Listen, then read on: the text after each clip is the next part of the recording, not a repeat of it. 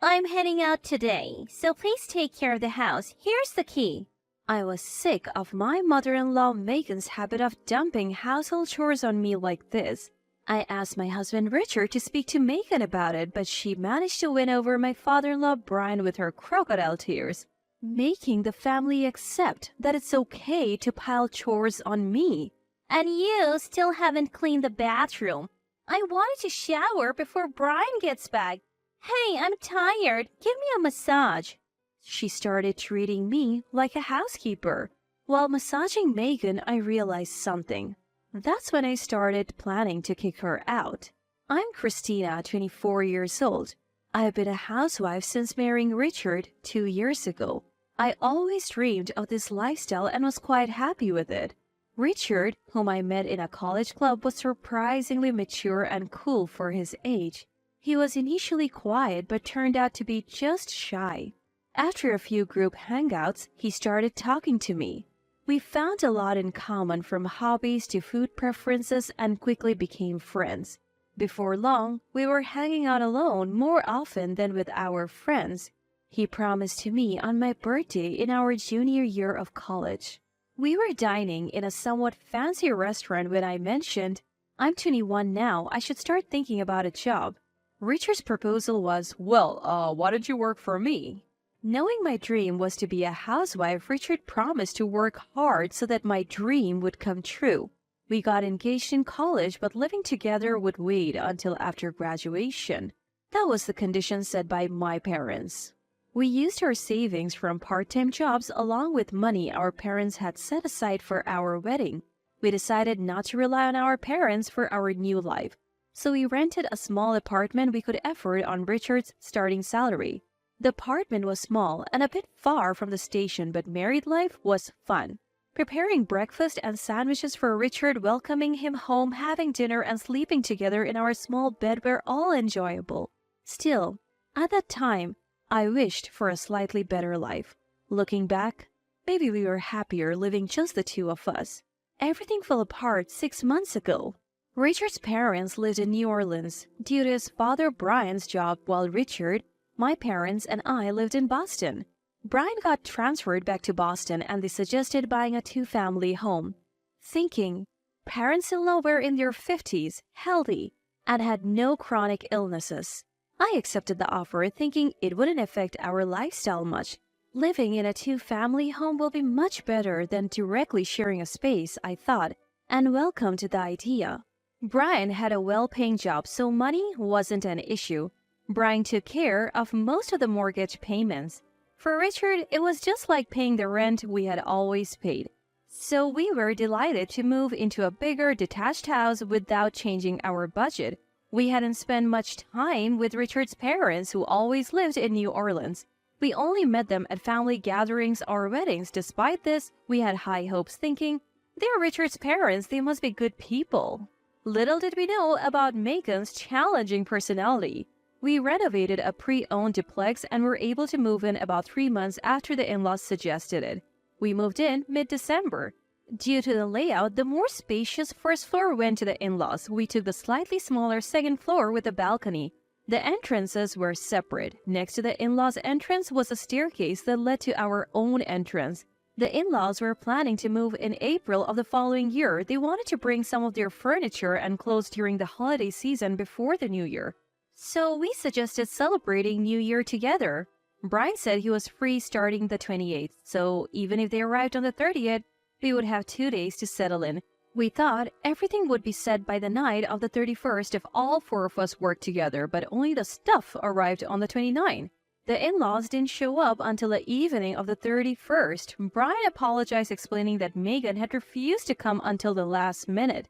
Megan saw the unopened boxes and said, "Oh, you left them like that?" We had considered unpacking but decided against it after discussing with Richard. When Richard explained, Megan lazily twirled her hair and said, "You could have unpacked." The unpackaging didn't finish that day. We had planned to dine in the spacious living room on the first floor but had to settle for our second-floor home. The in-laws seemed to enjoy the meal and they relaxed in our living room afterward. Brian kept saying we need to unpack, but Megan said she was super tired from the move and just lounged on our sofa watching the New Year countdown on TV. With Megan unwilling to help, the three of us went to the in-laws side to finish unpacking. When we came back to our place to toast the New Year, Megan was gone. We found her sleeping in our bedroom, still dressed. Both the living room and bedroom TVs were on, and she had helped herself to the champagne and mixed nuts I had set aside for toasting. Brian apologized, saying, Megan must have been really tired from the move. We did unpack right away, so please be understanding. I knew it wasn't Brian's fault. We let him sleep in our bedroom, and Richard and I slept in the living room. The next morning, Megan was the last to wake up, and Brian. To our surprise, after getting dressed, Megan told us she was going to meet some friends in Boston and quickly left while we were still unpacking. Brian was understandably upset about this, so ironically, Richard and I ended up calming him down. Late that night, Megan came back slightly tipsy and without any explanation, went straight to our bedroom and fell asleep. Angered by this as well, Brian said he was going to sleep on the sofa at in-laws' house and stormed out. The next day, Brian left to visit an executive in Boston who had helped him in the past. Megan woke up later and also went out with friends. Somehow, Megan returned in the evening with a cheerful Brian. Richard and I had managed to finish unpacking after the in-laws left, and Brian seemed pleased with the progress. We had mostly set up the in-laws' bedroom too, so they slept there that night, allowing me to finally sleep in my own bed. The next day, the in-laws headed back to New Orleans. After seeing them off, I felt suddenly exhausted. Lying on the living room sofa, Richard apologized. Mom is too free-spirited. I didn't think she would be like this. Sorry for making you do all the work, Christina. But once they have moved, they'll be living separately, so we won't have to deal with this anymore. I was frustrated with Megan, who had a habit of imposing her will on others, but I didn't complain, figuring it wouldn't matter much after the move. However, Megan's selfish behavior only escalated. When spring arrived, along with Brian's job transfer, the in-laws moved in, and again, I was expected to help unpack. About 2 months after they moved in, Megan started coming over to our house. Usually, after sending Richard off and finishing breakfast cleanup, Megan would arrive around 10 a.m., all dolled up. "Hey, I'm heading out today. Please take care of the house. Here's the key," she would say, handing me the key to her house before leaving. I reluctantly ended up doing the chores for their home too. Megan would typically return around 6 p.m., nonchalantly greet Brian, and retrieve the key from me. At first, it was just once a week, but Megan gradually increased the frequency of her visits, making me more and more responsible for their housework. One day, I told her I have my own chores. I can't do this anymore. Megan walked into my house, looked around, and said, "Everything's clean, isn't it? You get your chores done so quickly, Christina. You can handle ours easily," and left the key on the living room table before heading out. I decided it wasn't a good idea to bring this up directly with Brian, so I talked to Richard. After apologizing for Megan's behavior, he said, "You can ignore Mom's demands." "I can't just ignore them," I protested. Finally, Richard agreed to address the issue with Megan when Brian was around. They planned to talk during a meal on Brian's day off. As usual, Megan pretended to be engrossed in the TV while I was cooking. In the presence of Brian, Megan acts as if she is doing normal housework. During dinner, Richard said, "Mom, it's okay if you go out, but don't push your housework onto Christina." Brian immediately rebuked Megan. "Are you really doing that? We had an agreement not to be a burden to Richard and Christina. They have their own lives too, you know?" Then Megan burst into tears and said, "I want to help with housework too, but my back has been hurting lately. It's hard to bend over. That's why I've been asking Christina to help. I thought it would make it awkward for her if I were around, so I went out. I'm sorry, Christina." That's a blatant lie about her back hurting. Why? Because just last weekend, taking advantage of Brian being away on a business trip, Megan went out to play golf with her friends. People with bad backs don't go playing golf. But Brian, who was unaware of all this, said, "I see. I didn't know your back was bad. Christina, could you help with the chores until she feels better? I'll, of course, pay you extra for it." Brian's anger seemed to evaporate as he became concerned for Megan and turned to me for help. Richard seemed to understand as well, saying, "Oh, so that's why." Once we were alone, back at our house next door, I told him Megan's back pain was a lie. But Dad said he's giving us money and you have always managed. So why not? We can be a bit laid back about our own stuff. I'll even tell Dad to make sure you get paid well. So you can buy whatever you want. Just give me a little more allowance in return, he said with a smile. Something we realized after parents-in-law moved here is that the father-son duo, Brian and Richard, are too kind-hearted. They have basic common sense and show anger when it's violated, but their kindness means they easily forgive Megan's filmsy excuses. Megan knew this, so she told convincing lies to get Brian and Richard on her side. Once Brian started giving her an allowance for housework, she began to neglect her chores even more. She used to dump chores on me when Brian was out, saying things like, "I can't move because my back hurts," or "I can't get up, my back hurts and I feel sick," pushing me to do all the housework from morning till night. Oblivious to Megan's lies, Brian would say, "Sorry, Christina," and head out. After Brian left, Megan would shower, dress up, and go out without saying a word. By this time, I had been given a duplicate key to the in-laws' house. When she returned before Brian did, she would complain about the dinner I made. "Isn't this too little? Can't you make more dishes? You're getting an allowance. Don't slack off. My dress is wrinkled. Iron it properly. The bathroom isn't clean yet. I wanted to shower before Brian comes back. Come on, give me a massage. I'm tired," she would say whenever she wanted. She really seemed to think of me as an actual housekeeper, yet when Brian returned, she would put on a facade saying, "This is delicious. Christina, your housework is more meticulous than mine," and Brian and Richard were completely oblivious to Megan's attitude. Even when I complained to Richard, all he said was, "You can ignore unreasonable demands."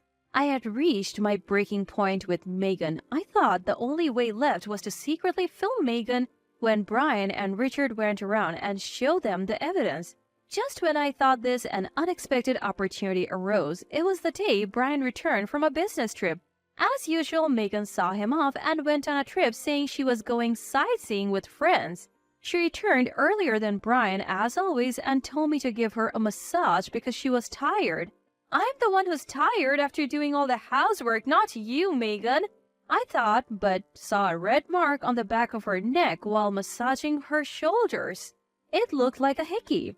At first, I thought Brian gave it to her and was impressed that he still had it in him in his 50s, but then, considering he had been on a business trip for about 5 days, I thought, could a hickey really last that long? Could Megan be having an affair? I found it hard to believe that Megan, who had lived in New Orleans her whole life, would have so many friends in Boston. That's why I hired a private investigator to look into it. Luckily, I knew Megan's daily routine, and she always went on trips when Brian was out of town for work, so following her was easy. Long story short, Megan was cheating, and she was being pretty bold about it. Within 2 weeks of hiring the investigator, I had my answer. Seeing photos and videos of Megan in compromising situations left me speechless. She was holding hands with a man her own age as they entered a hotel. The pictures even showed her passionately kissing the guy at the hotel bar. It was riskier than I had imagined. I was shaking with anger, not just because she was neglecting her housework to have an affair, but because she was betraying someone as kind as Brian. She had the audacity to betray Brian while he worked hard to provide for us. I couldn't let her get away with this. Her birthday was coming up, so I decided that would be the day to put my plan into action. "Why don't we throw Megan a surprise party?" When I proposed the idea, Brian seemed thrilled. "Here's the plan. Brian would tell Megan he had to work that day and encourage her to go out for a birthday dinner with the other man. I'll invite her out to dinner and we can surprise her at the hotel," I told Brian. Brian believed me and pretended to go to work that evening. Megan, after taking longer than usual to get ready, finally left the house saying how disappointed she was that she couldn't spend her birthday with Brian. I had the investigator tail her, and it seemed she did go to the usual hotel where she met her lover. Had she gone somewhere else, I would have had to quickly notify Brian about a change of plans, but luckily, she chose the usual place. As soon as I got word that Megan had arrived at the hotel, I headed there by taxi. "We have to expose the truth to Brian before she goes into the room with that man," By the time I arrived, Brian had also sent me a message saying he was there. I knew where they were sitting from the investigator, so I told Brian we still have time before our reservation and led him to the bar. While walking to the bar, Brian was excited, asking things like, Do you think Megan will like this gift? Do you think the surprise will go well? It pained me to see his happiness, but I had to go through with my plan for his sake. Since I knew what Megan was wearing, I was able to identify her from behind. I chose a spot where we could clearly see her back. From there, I thought I'd be able to see Megan and the man as they moved, and sure enough, I could. About 20 minutes after sitting down with Brian, Megan, probably thinking about moving to a hotel room, wrapped her arm around the man's and started to work off in a flirty manner. I had a perfect view of Megan's profile. I glanced at Brian, wondering what if he hadn't noticed. Brian was staring, lost for words. Then after about 5 seconds of shock, Brian ran after Megan, catching her by the arm near the bar's exit. What? Megan looked stunned. Megan, what are you doing here? Who is this guy? Oh, What's going on? the surprised one was the man. Brian, demanding an explanation, told the man, She's my wife. I need to talk to her. Sorry, but you should go home now. and walked out of the bar, still holding Megan's arm. I quickly settled the bill for Brian and me and followed them. In the taxi back, Megan seemed to realize her situation and kept saying, It's not like that, Brian. Brian said nothing. When we got home, Brian told me, I would like for you to go home too, Christina. I said, okay, but concerned that kind-hearted Brian might get fooled by Megan again. I discreetly went to the in-laws' house with incriminating photos and hid to observe their living room. What was that about? You're misunderstanding. Megan began making excuses to an angry Brian. I went out drinking because celebrating my birthday alone was boring. I had too much to drink and the guy next to me offered to help. He said he would walk me to a taxi because I was stumbling. Brian seemed close to being fooled by Megan's smooth excuses. I couldn't keep quiet. Bursting into the living room, I yelled, Don't be fooled, Brian. Megan is having an affair and it's not the first time she's met that man. What? Christina, don't say things you don't understand.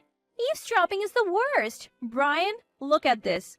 I handed Brian the evidence photos. What's this bunch of papers? Megan, who had been confident, started to panic when she realized what was handed to Brian were photos. No, I didn't do it. These pictures are fake. Megan was yelling this, but Brian was quietly looking through the photos one by one.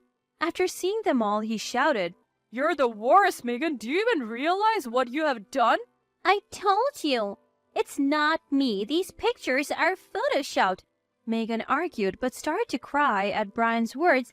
How could Christina Photoshop pictures of you with a guy you just met today? I was lonely. You're always busy with work. She tried to master her usual crocodile tears.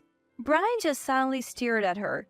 Just when it seemed like Brian might fall for Megan's act again, Richard, who had just come home from work, entered the living room. Oh, is Christina here? I came looking for her because she wasn't home. Wait, why is Mom crying? Wordlessly, Brian handed the photos to Richard. Megan tried to snatch them back, but Richard was quicker. What's this? As you can see, it looks like Megan has been having an affair. It's not what it looks like. The devil made me do it, Richard. You understand, right? As Megan tried to cling to Richard, he swatted her away. Don't touch me! Megan collapsed in exaggerated tears. Brian then said forcefully, Get out! I won't. Absolutely not. Please forgive me, okay? She repeated, but Brian ignored her. Megan must have realized that saying anything more was futile. She got up weakly and started packing her things.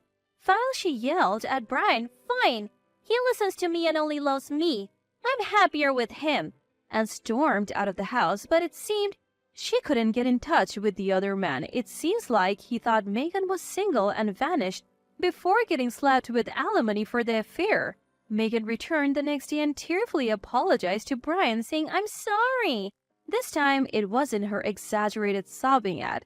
As she left the house, she seemed genuinely remorseful. Still, Brian didn't forgive Megan. He changed the locks on their house that same day and kicked her out for good. Half a year has passed since then and my parents-in-law have divorced. Megan was adamant about not divorcing, saying things like, "I'll fight it in court." But since she was 100% at fault, she couldn't get a lawyer to take her case seriously, so they divorced. There was no alimony claim against Megan and likewise no division of property. Since I was the one who initiated their divorce indirectly, I apologized to Brian for it. He thanked me, saying, "I'm glad you told me. I didn't know she was that kind of woman. Thanks to you, Christina, I found out." When he found out I had used a private investigator, he asked, "Do you know who the guy is?"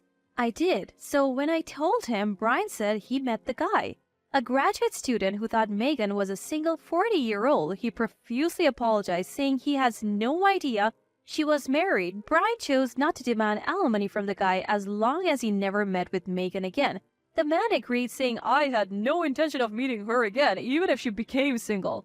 Megan, who had been living off Brian's credit card, was struggling to make ends meet after being thrown out without any division of property.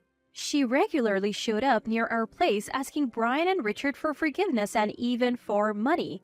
I have also been approached a few times with Megan asking me to help them reconcile. Brian, now fed up with Megan, sold the house that was under mortgage and bought a new one elsewhere.